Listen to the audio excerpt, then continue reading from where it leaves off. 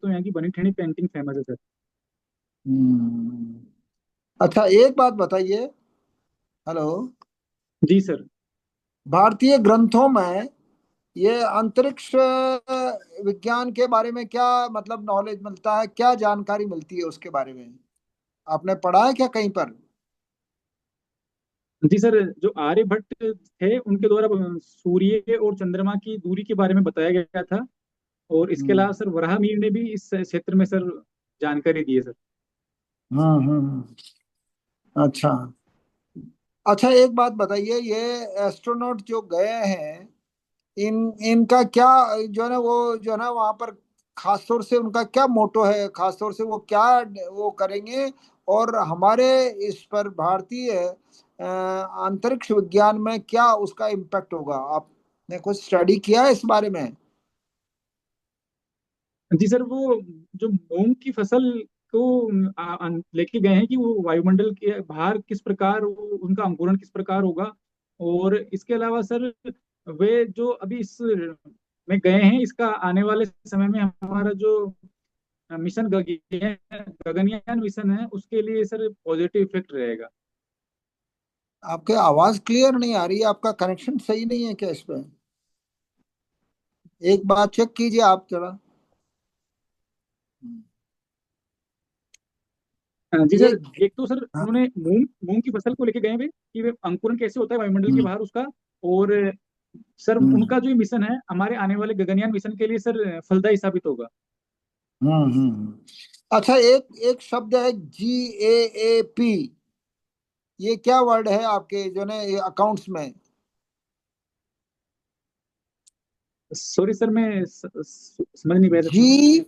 GAAP, gap. ये क्या word है आपके अकाउंट्स में?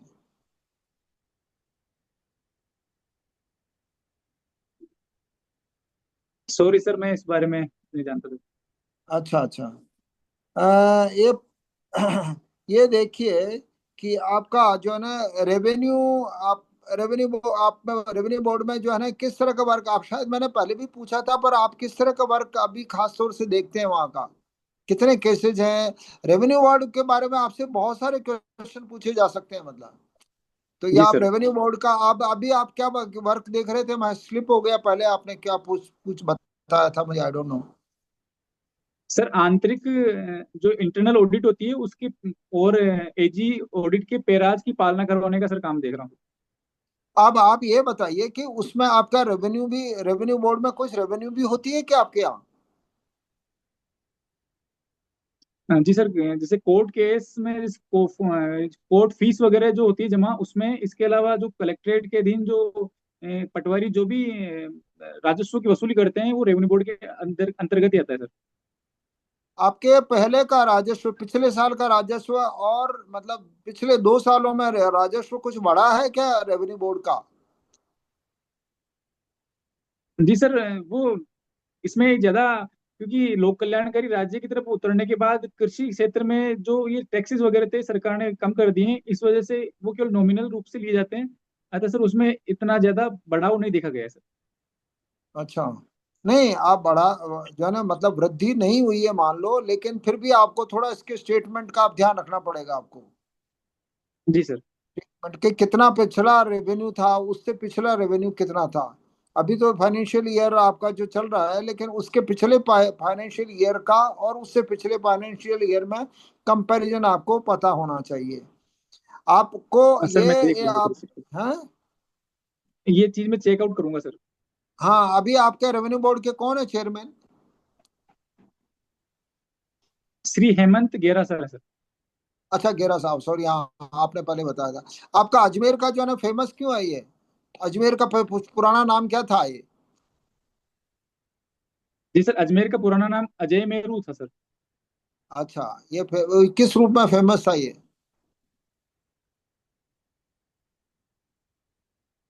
इसके हिस्टोरिकल बैकग्राउंड क्या है जी सर, मतलब ये? ये जो अजमेर है वो, हम्म जी सर, जो इसकी स्थापना सर 1113 में अजय अजयपाल जी के द्वारा करवाई गई थी गढ़ बीटली के हम्म ऊपर। इसलिए इसे हम्म अजमेर या गढ़ बीटली दुर्ग भी कहा जाता है सर। हम्म। अच्छा, ये जो ये अजमेर शरीफ है, ये यहाँ की दरगाह है, ये इसके इसके बारे में हिस्ट्री क्या है आपकी यहाँ की? जी सर, जो तराइन का दूसरा युद्ध हुआ था 1192 में, तब ये मोहम्मद गोरी के साथ आए थे तथा इन्होंने यहाँ अपनी खानका स्थापित की थी। तथा जैसे कि रजब माह के अंदर जैसे ये कहते हैं कि जो अपनी एक अपने उसमें 6 दिन के लिए इन्होंने 6 दिन के लिए चले गए थे सर ये अंदर, जैसे कहते हैं कि आराधना पूजा पाठ करने। तो उसके बाद जब लोगों ने जाके देखा तो ये इनकी मृत्यु हो चुकी थी। तो ये हम्म। फिक्स नहीं था कि इनकी मृत्यु फर्स्ट रजब को हुई या छठी रजब को हुई, इसलिए फर्स्ट से छठी रजब तक इनका उर्स यहाँ मनाया जाता है सर। और यहाँ पर दो देग है जो कि मुगल शासकों के द्वारा भेंट की गई है सर। अच्छा अच्छा। इनके यहाँ के बारे में थोड़ा सा और जानकारी रखना आप, कि ये कब आए थे, कौन से वर्ष में, और यहाँ पर क्यों, यहीं पर जी सर। क्यों किया, और ये सूफीज्म क्या है? सूफीज्म के बारे में आपको कुछ पता है क्या? सूफीज्म क्या है, ये कहाँ से, ये क्या सूफी मत के थे या कौन से थे ये?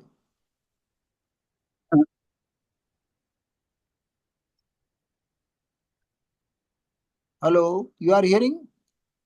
सर सूफी जो है सोफिया शब्द से बना है जिसका अर्थ पवित्र होता है, तथा ये ईरान से आई हुई। जी सर। हम्म। क्या ईरान से?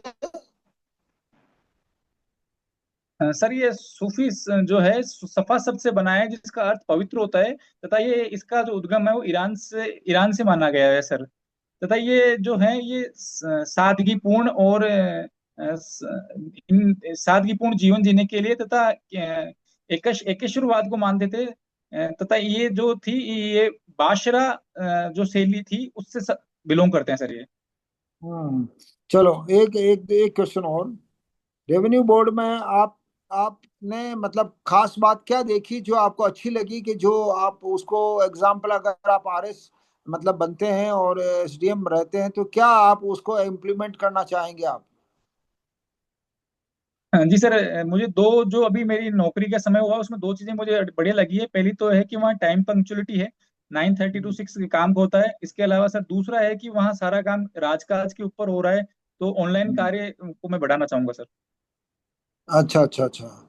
आप जो है ना मतलब ये अगर मतलब आरएस बनते हैं, एक क्वेश्चन और है ये, तो आपकी प्रायोरिटी क्या होगी जो किसी भी डिस्ट्रिक्ट में, मतलब किसी भी सब डिविजनल उसमें लगते हैं, तो आप क्या करना चाहेंगे विशेष रूप से? सर सबसे पहले हम्म। सर सबसे पहले तो जो भी शिकायतें होती है या फिर कुछ मेरे पास जो भी शिकायतें आती है उनका तय समय पे निस्तारण हो। दूसरा सर महिलाओं और बालकों को सेंटर में रखते हुए क्षेत्र के अंदर लॉ एंड ऑर्डर बना रहे। तीसरा सर जो स्वच्छ भारत अभियान है वो मैं अपने कार्यालय से शुरू करके मैं उसको अपने पूरे उपखंड में सर आगे बढ़ाऊं ताकि स्वच्छता के क्षेत्र में भी मेरा उपखंड आगे निकले सर। चलिए ठीक है, आपको मैं रिव्यू भी कर लेते हैं। आपका जो है ना, वैसे एज ए होल आपका नॉलेज बहुत अच्छा है। आपके एक क्वेश्चन आपसे पूछा था, भारतीय अंतरिक्ष जो है ना मतलब भारतीय प्राचीन ग्रंथों में अंतरिक्ष विज्ञान का जो है ना उल्लेख है। अंतरिक्ष विज्ञान का उल्लेख वैसे तो बहुत सारा है, कई सारे उसमें भारद्वाज ऋषि के उसमें भी है, एंड ये दूसरे जो आर्यभट्ट के उसमें तो है ही है, और वराय मीर के इनके तो है ही है, इसके भारद्वाज ऋषि के उसमें भी है। भारतीय वो क्या नाम, भारद्वाज संहिता में, जिसमें ये जो ना यान बनाने का भी उसमें उल्लेख है। मतलब ये सर कहते हैं कि ये किसी ने इसी आधार पर यहाँ से इसको भारद्वाज ऋषि के स्टेटमेंट को ही ले जाकर वहां पर यान मतलब ये जो ना मतलब प्लेन व्लेन बनाने का काम वहां पर शुरू हुआ था। तो ये इसमें आप देखना। एक क्वेश्चन गेप पूछा था जी, ये स्वीकृत लेखांकन सिद्धांत को कहते हैं, ये स्वीकृत लेखांकन सिद्धांत का नाम है ये।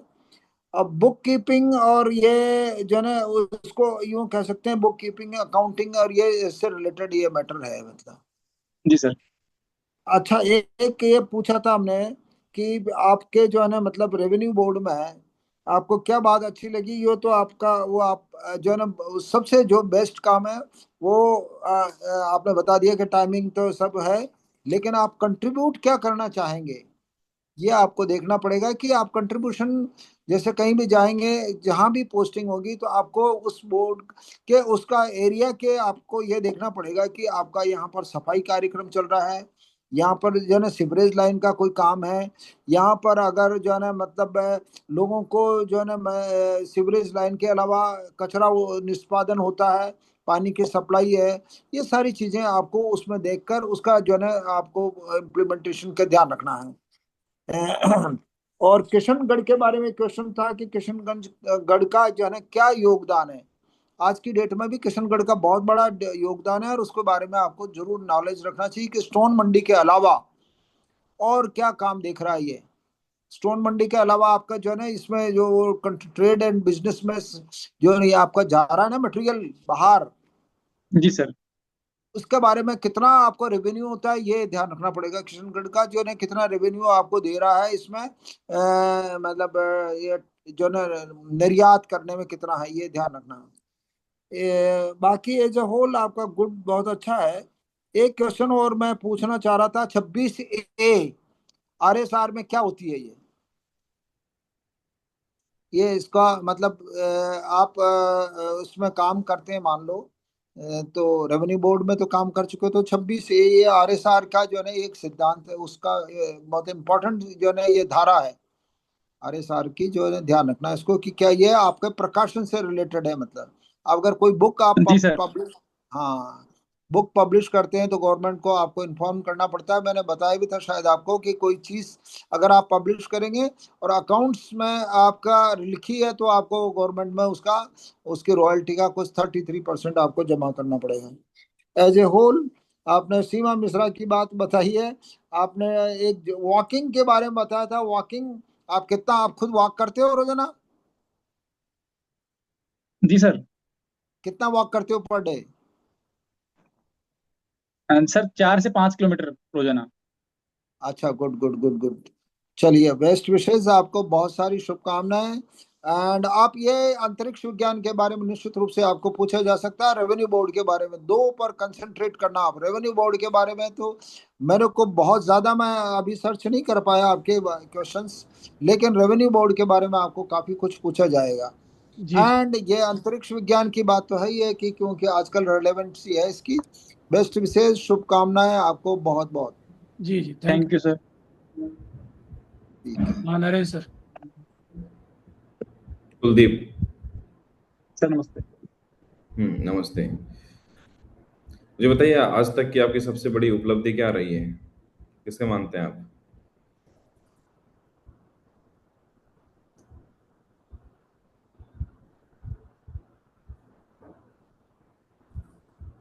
जी सर, मैं स्वस्थ जीवन जी पा रहा हूँ सर, और मेरे आसपास कोई बीमारी नहीं है, मैं इसको मेरी उपलब्धि मानता हूँ अच्छा, और कोई लक्ष्य है जीवन में? सर। जी सर, शांति से आगे बढ़ता रहूँ सर। यही लक्ष्य है? शांति से आगे जी बढ़ सर। पाना, या आगे बढ़ पा रहे हो? और कोई लक्ष्य नहीं है? जी सर। शांति से आगे बढ़ पा रहा है या आगे बढ़ पाना, बस यही लक्ष्य है और कोई जी लक्ष्य सर, नहीं है? मेरे सारे लक्ष्य इसी की में कांस्टेंट हो जाते हैं कि मैं अगर शांति से आगे बढ़ता रहूंगा तो मुझे मेरे और सारे टारगेट तो इसी में से मिल जाएंगे मुझे। ओके। जब शांति से आगे बढ़ पा रहे हैं तो प्रशासन जैसे कार्य जहाँ पर आपको शांति भंग हो जाएगी, जब आप प्रशासन में जाएंगे ना, उसके बाद आपकी शांति भंग होने वाली है। जी फिर सर। शांति का जीवन नहीं रहेगा आपका, क्रांति का जीवन जीना पड़ता है प्रशासन में। क्यों चुन रहे हो आप इस प्रशासन को? शांति से जब आगे बढ़ रहे हैं, यही आपका लक्ष्य है, और अच्छा चल रहा है सब कुछ ना। प्रशासन में शांति नहीं है, प्रशासन में तो बहुत अशांति मिलने वाली। क्यों जा रहे हो प्रशासन में, क्यों जा रहे हो?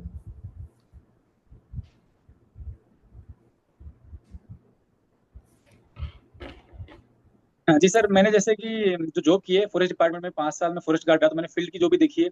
और मैं जैसे कि एसडीएम ऑफिस के अंदर इलेक्शन शाखा के अंदर 5-6 साल रहा, तो मैंने ऑफिस का कार्य भी देखा है। इसके अलावा जैसे अभी मैं अकाउंट्स का काम देख रहा हूँ, तो सर जो एक प्रशासनिक अधिकारी की जो नीड होती है फील्ड और ऑफिस की, तो वो जॉब मैं करके आ रहा हूँ सर, तो वो ये कहने की मुझे सहायता करेगी, और मैं मानता हूँ कि मैं इस जीवन को आगे बढ़ा पाऊंगा सर इनके साथ सर। मुझे ये बताइए, प्रशासन में शांति ज्यादा है या अशांति ज्यादा है?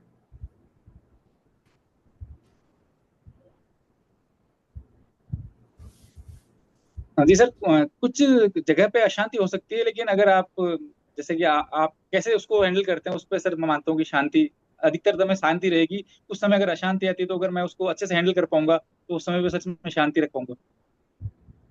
उसमें भी आप शांति, प्रशासन में किस किस तरह की अशांति का सामना करना पड़ सकता है? हाँ जी सर, अशांति तो सर मैं नहीं कह सकता उसको, जैसे कि दबाव के कार्य हो सकते हैं कि कुछ दबाव के ऐसे कार्य आए या कुछ ऐसी स्थितियां आए कि वो अशांति पैदा कर दे। जैसे कि किसी अगर लॉ एंड ऑर्डर की स्थिति खराब होती है, या कोई पॉलिटिकल या राजनीतिक कुछ ऐसी स्थिति बनती है, तो ये चीजें मानता हूँ कि प्रशासनिक अधिकारी के जीवन में कुछ अशांतियां पैदा कर सकती है।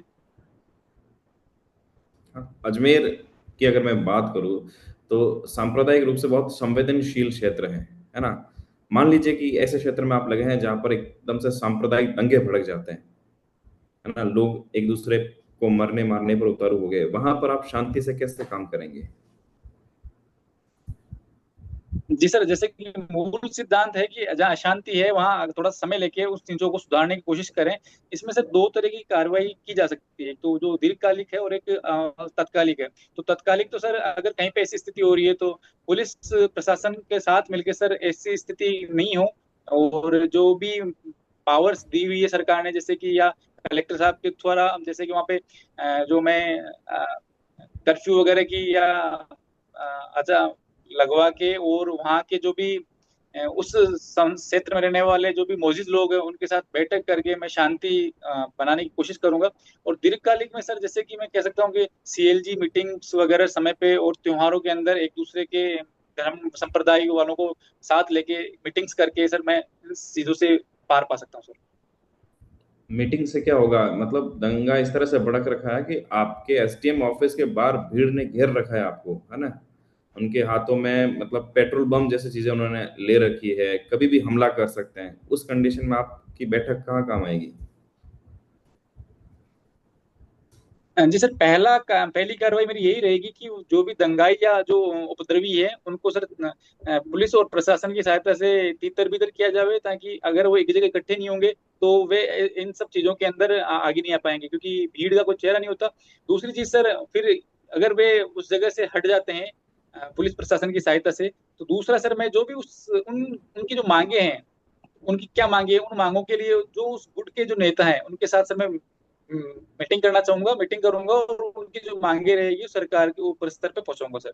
उस समय ये कार्रवाई करूंगा। उसके पश्चात सर जैसे दंगा शांत हो जाता है तो उसके पश्चात जिन्होंने भी कानून व्यवस्था अपने हाथ में ली है उनके विरुद्ध सर आवश्यक कार्रवाई सर की जाएगी। ओके। अजमेर में यहाँ पर जो उर्स होता है, उसका सामाजिक और सांस्कृतिक महत्व क्या है?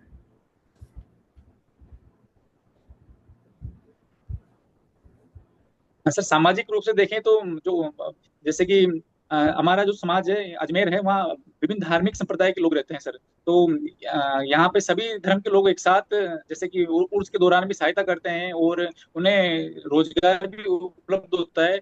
तो सामाजिक रूप से सर प्रगाढ़ता आती है। सांस्कृतिक रूप से अगर सर देखें तो अलग अलग जगह के लोग आते हैं, जैसे कि बंगाल से आते हैं, बिहार से आते हैं, और विश्व में कई दूसरी जगह से आते हैं, तो वो अपनी संस्कृति के कुछ गुण लेके आते हैं और हमारे यहाँ से कुछ संस्कृति के तत्व या गुण लेके जाते हैं सर। तो ये कहीं ना कहीं हमारी संस्कृति को विकास करने में सर सहायक है सर। ओके। अजमेर जिले में कौन कौन से खनिज पाए जाते हैं और क्या आर्थिक महत्व क्या है इसका? सर मुख्य खनिज देखा जाए तो इसमें अजमेर के अंदर एक तो अभ्रक है, फेल्सपार है, और इसके अलावा सर कुछ जगह पे जिंक भी पाया जाता है। और अगर इसके अलावा सर यहाँ पे तांबड़ा जिसे कहते हैं, तांबड़ा भी सर कुछ स्थानों पे पाया जाता है। सर आर्थिक रूप से ये जो है हमारे यहाँ पे, जैसे कि जिंक और जिंक जो है वो उर्वरक के रूप में सर काम आता है। फेल्सपार है सर उर्वरक के रूप में काम आता है। इसके अलावा सर इंडस्ट्री में सर आवश्यक तत्व के रूप में सर काम आता है। ओके, थोड़ी सी आवाज, आपका नेटवर्क का इशू आ रहा है। अजमेर जिले में टोटल उपखंड कितने हैं? सर वर्तमान में सर अजमेर में कुल 11 तहसील उपखंड है सर। कितनी है? सर कुल 12 तहसीलें हैं। ओके, और कितने जिलों को टच करता है अजमेर जिला? अन्य कितने जिलों को टच करता है? सॉरी सर, मैं इस बारे में नई नए और डेटा से मैं सर अवेयर नहीं हूं सर, मुझे देखना पड़ेगा। नेशनल हाईवेज कितने गुजरते हैं?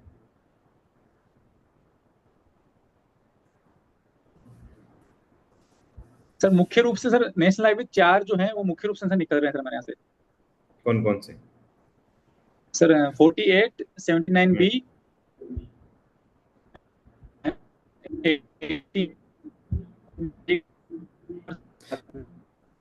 थोड़ी आवाज कट रही है आपकी। ओके, ठीक है, कोई बात नहीं। मेरी तरफ से हो गया आपका, मैं आपके साथ में रिव्यू भी कर लेता हूँ। आपको आवाज आ रही है मेरी?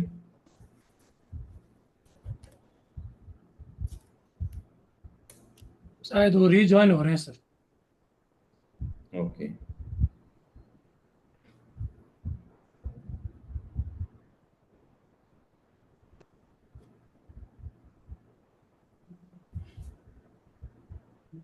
हाँ कुलदीप जी। जी सर, नेटवर्क इशू आ गया था। ठीक है, बोलिए। हम्म, ठीक है। मेरी तरफ से हो गया, मैं आपका रिव्यू भी साथ में कर लेता हूँ। जी सर। ठीक है, देखो, यहाँ पर ये जो आपने जवाब दिया कि शांति से जीवन जी रहा हूँ, शांति का जीवन जीना ही लक्ष्य है ना? इस युवा अवस्था में और जब प्रशासन में जैसे में जा रहे हैं ना, वहाँ इस तरह के जवाब शायद इंटरव्यूअर को प्रभावित नहीं करे, है ना? भाई शांति से जीना चाहते तो फिर तो प्रशासन में तो एक ऑफिस वाली जॉब या इस तरह की जॉब जो शांति से काम करता है, तो वहाँ हो सकता है कि थोड़ा सा नेगेटिव चला जाए। अगर इसी तरह का सवाल पूछ जाए तो थोड़ा सा अपने लिए एक अच्छा आंसर तैयार कीजिए ना। अगर उनको जी लग सर। गया कि ये शांति से जीवन जीने वाला आदमी है, तो फिर ये हमारा काम का नहीं है, इसको प्रशासन में तो नहीं लेना चाहिए। तो ये एक नेगेटिव जा सकता है। अगर जैसे मान लो मैं इंटरव्यू ले रहा हूँ और मुझे एक शांति से जीवन जीने वाला आदमी, मुझे लगता है कि ये प्रशासन में तो इतनी सारे चैलेंजेस आते हैं, ये निपट नहीं सकता क्योंकि इसको शांति पसंद है ना? तो वहां तो जो चैलेंजेस का सामना करना चाहता है, जिसको नई नई चुनौतियों का सामना करना पसंद है, नई नई चैलेंजेस पसंद है, वो प्रशासन के लिए एक सूटेबल आदमी है ना? मैं एक प्रशासन में जाने वाले आदमी को चुनाव कर रहा हूँ, तो मुझे कैसा आदमी चाहिए? जो बिल्कुल जिसको शांति पसंद है या जिसको चैलेंजेस पसंद है ना? तो कोशिश कीजिए कि आपका जवाब भी इसी तरह का होना चाहिए कि सर मुझे। मेरा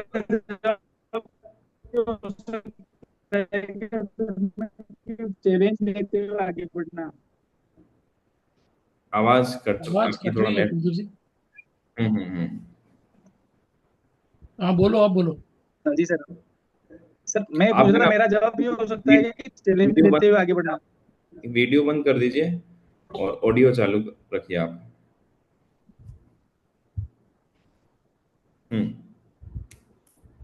जी सर, जैसे इसमें मेरा जवाब ये हो सकता है कि चैलेंज लेते हुए आगे बढ़ना। हाँ, ये आपने देखो, मैंने सवाल पूछा आपका गोल क्या है, अल्टीमेट गोल क्या है ना? तो गोल ये चैलेंज लेते हुए आगे बढ़ना है और इस तरह का नहीं, ठीक है? स्पेसिफिक जवाब दो, ये बहुत लेमन आंसर टाइप में इस तरह का आंसर हो जाता है, आगे बढ़ना या शांति का जीवन जीना, है ना?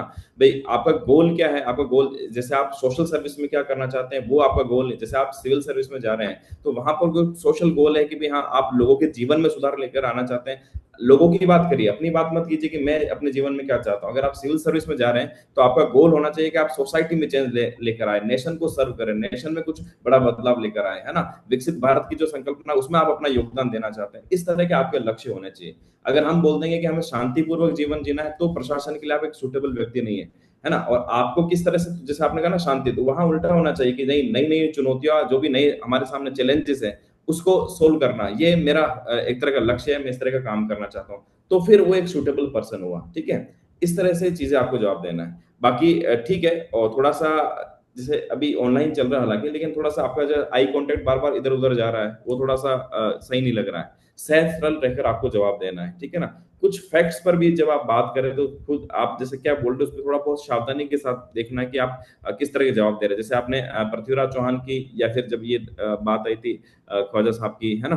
तो वहां पर आप बात करें कि तराइन के दूसरे युद्ध में, है ना, वो तराइन का दूसरा युद्ध नहीं था, वो तो पहले युद्ध के समय हुआ था ऐसा। तो कुछ फैक्ट में ये अनजाने में हुई इस तरह की गलती है, ठीक है? तो उस तरह का थोड़ा विशेष ध्यान जी में सर। रखना। अभी आपको क्या करना है, आपके कब है इंटरव्यू? इंटरव्यू सर कब है आपका? 3 जुलाई को है। 3 जुलाई को है ना, तो अभी अपने पास 4 5 6 दिन है। तो अभी क्या करना है, अभी आप चैट जीपीटी का यूज करते होंगे, जी सर।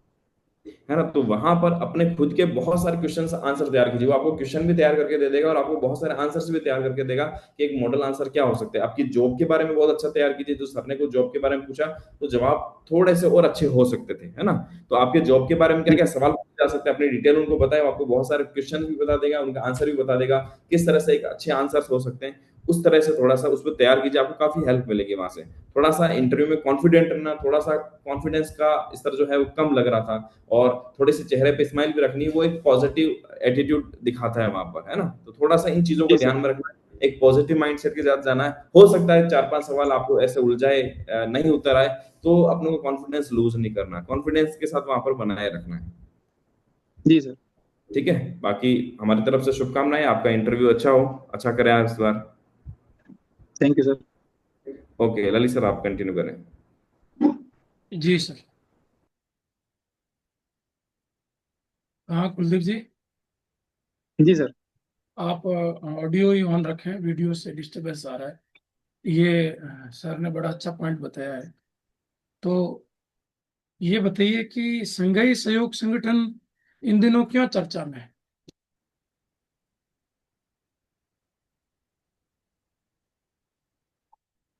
आपने पढ़ा है संघाई सहयोग संगठन? कुलदीप जी, मेरी आवाज आ रही है? कुलदीप सिंह, आपको मेरी आवाज आ रही है क्या?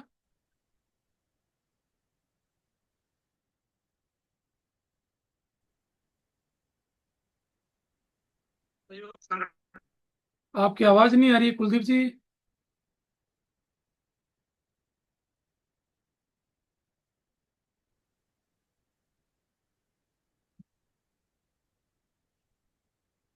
कुलदीप जी, आवाज नहीं आ रही।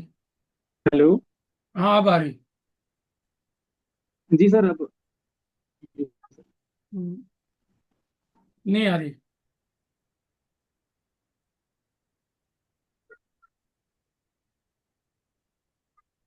हेलो। हाँ अब आई है, वापस कट रही है, बार बार आवाज रुक हेलो। जाती है। हाँ बोलिए। जी सर, ये आपने सर संघाई सिखर सम के बारे में पूछा सर। हाँ, संघाई सहयोग संगठन। जी सर, ये इसकी स्थापना सर 2001 के अंदर चाइना के अंदर हुई थी। हम्म। तथा इसमें स्टार्टिंग में 5 देश सदस्य थे। 2017 के अंदर इसमें भारत और पाकिस्तान को जोड़ा गया, और अभी 2021 में ईरान भी इसका सदस्य है सर। और इसकी अभी हाल ही में बैठक का आयोजन चीन के अंदर हुआ सर। अच्छा, क्या बैठक का क्या रीजन रहा है? मतलब क्या उसका मसौदा है बैठक का?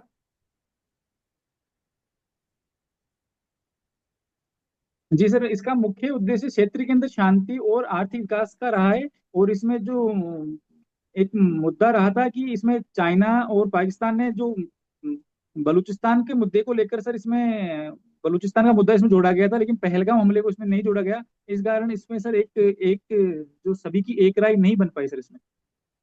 ओके, ठीक। अ, अंतर्राष्ट्रीय अंतरिक्ष स्टेशन, ये क्या है? जी सर। जी सर, ये पृथ्वी से 400 किलोमीटर ऊपर लो अर्थ ऑर्बिट के अंदर 6 देशों ने मिलकर एक अंतरिक्ष स्पेस स्टेशन में विकसित किया है, जहां पर विभिन्न प्रयोग करने या विभिन्न वायुमंडल के बाहर की स्थिति जानने के लिए यहाँ पर एस्ट्रोनॉट्स भेजे जाते हैं सर। किसने किया, स्थापित ये? जो लगातार पृथ्वी के चक्कर काट रहा है सर। ठीक। तो इसकी स्थापना किसने की है? मेरी आवाज आ रही है आपको? जी सर, मुख्यतः इसमें सर यूएस से, रूस, सर इसमें कुल 6 देशों का योगदान था सर। यूएसए, रूस, इसके अलावा सर चीन, फ्रांस और 2 देश और थे सर इसमें तो। क्या चीन इसमें शामिल है?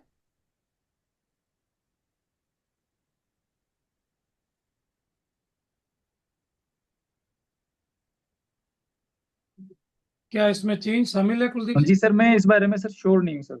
Okay okay. ठीक। अच्छा, इन देशों की जो स्पेस एजेंसी जो उनके नाम बता पाएंगे?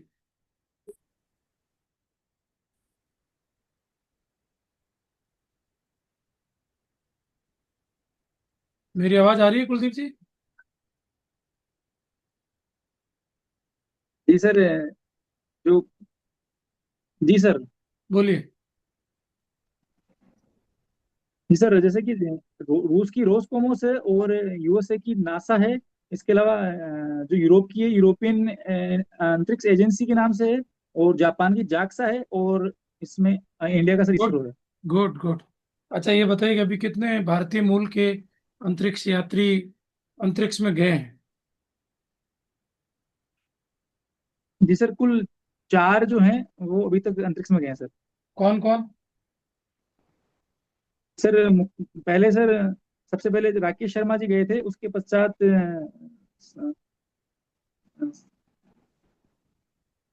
एक सुनीता विलियम्स और सुनीता चावला, और अभी शुभांशु शुक्ला गए हैं सर।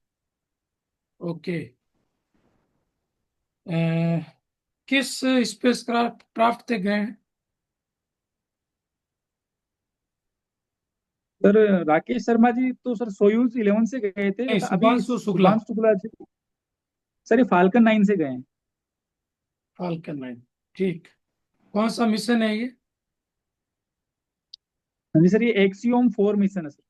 क्या उद्देश्य है इसका? सर इसका उद्देश्य मुख्यतः तो नए देशों को अंतरिक्ष के नए देशों के जो एस्ट्रोनॉट्स हैं उनको अंतरिक्ष की तरफ भेजना, तथा वायुमंडल के बाहर किस प्रकार से गतिविधियों को अंजाम वेरी दिया जा गुड। सकता है, नई बीमारियां बहुत जो अच्छा है उत्तर, बहुत किस अच्छा। प्रकार से। बिल्कुल।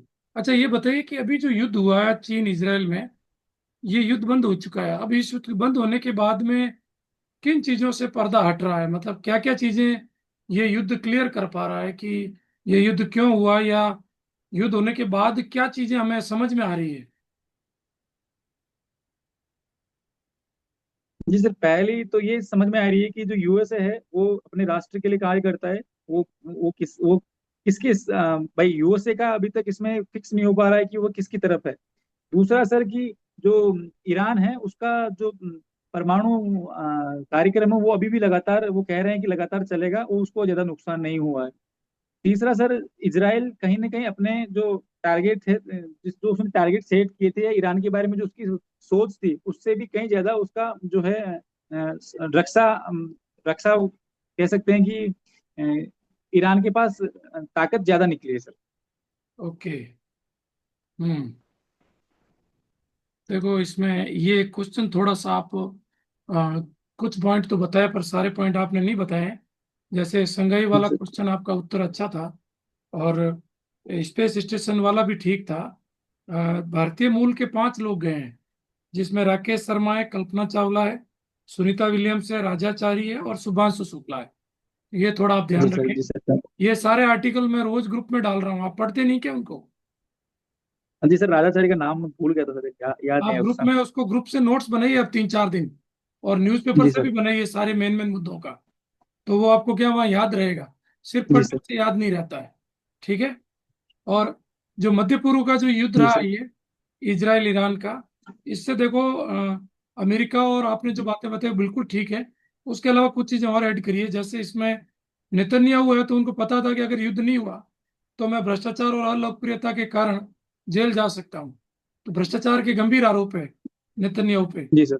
उसके बाद अयतुल्ला खोमेनी है, तो उनको ये भय था कि अगर युद्ध नहीं हुआ और राष्ट्रवाद का मुद्दा हमने नहीं उठाया, तो 55 साल पुरानी जो इस्लामिक क्रांति है वो खत्म हो सकती है, उदारवाद वापस आ सकता है। और वहां उनको जी सर। निरंतर अलोकप्रियता बढ़ रही थी खोमेनी की। इसी तरह से जी सर। कुवैत, बहरीन, कतर, ये अपने आर्थिक हितों के लिए अमेरिका पे निर्भर है, और इनमें इतना सैन्य बल नहीं है कि वो अमेरिका से युद्ध कर सकें। तो ये चीजें अभी इस युद्ध से स्पष्ट हुई है। इसी प्रकार जो भारत पाक युद्ध हुआ है, इससे क्या क्या क्लियर हुआ, ये भी आपको वापस कुछ पॉइंट इसके बारे में देखने चाहिए। वो मैंने नोट्स में डाले हैं। आपने ग्रुप से नोट्स पढ़े हैं क्या? हाँ जी सर। ठीक है, आप एक बार उन नोट्स को रिव्यू करिए। बाकी ओवरऑल अच्छा है कुलदीप जी। आप कूल हो, जी शब्द सर। चयन अच्छा है, और बस थोड़ा सा फेस पे स्माइल लाइए, थोड़ा थोड़ा बीच बीच में कहीं कहीं सहज रहिए, मतलब सहज होके स्माइल लाइए। बाकी ठीक है, आप सिंसियर नजर आते हो, ओवरऑल अच्छा है आपका। Thank you sir. ठीक है कुलदीप जी। जी सर। ठीक है, आज के एक्सपीरियंस के बारे में ग्रुप में कमेंट जरूर डालें। जी sir. Okay, all the best. Thank you sir. Okay.